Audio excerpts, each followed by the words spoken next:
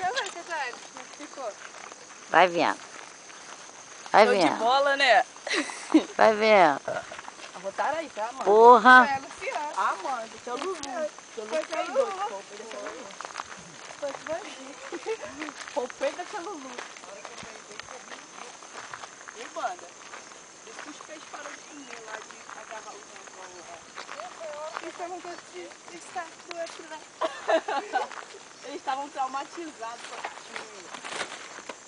Eu pensei que esse tinha caído. Empurraram ela, igual o Vandinho empurrou. Não empurra não, né, Vandir? Não empurra não, hein?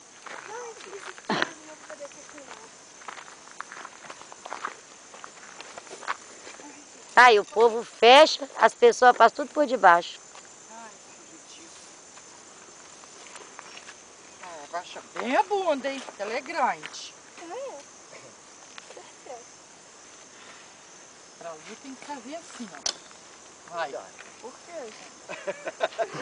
Por que será, hein? Loira.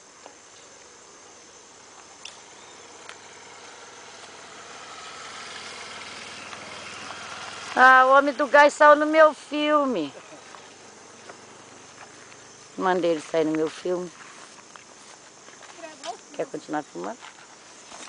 Filma agora, Satânia. É nós na fita, mano. Ih, a véia tá com tudo e não tá prosa. Maluco! Aqui, eles estão assim, ó. Se a represinha, se eles entrarem, nós vamos juntos. Se a represinha rasa. Tia Lu não sabe nadar, por isso que ela não entrou na água. É. Toma aí, segura aí. Vai descarregar. Vai não. A gente carrega de novo. Deixa eu levar aí. Toma.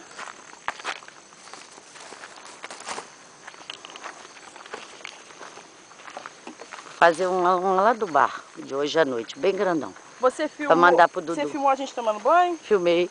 Filmou, Tânia? Filmei. Depois você mostra a gente como que ficou? Aham. Minha cara lá, ai, eu tô com medo.